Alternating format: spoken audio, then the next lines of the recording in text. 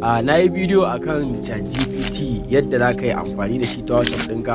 Wasu suna ta tambaya ta wai me Chatgpt, me Chatgpt. Chatgpt wani platform ne na AI kamar ko website haka, wanda za ka shiga ka tambaye shi abu ya baka amsa akan abin da ka tambaye shi, kamar waɗanda suke kamar ko assignment haka, ko ka tambaye shi wani abu na ɓangaren da ya shafi internet, ko akan wani knowledge da kake so ka sani, something dai kawai wani abu ne da aka iya tambaye shi.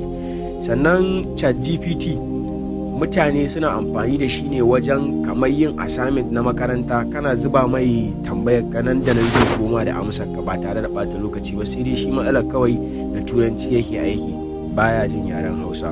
Sannan ana amfani da shi wajen yin project, kamar irin in za ka yi wani abu kana so ka tambaye shi ya baka ƙarin haske akan abin, duk yana yin irin wannan abu.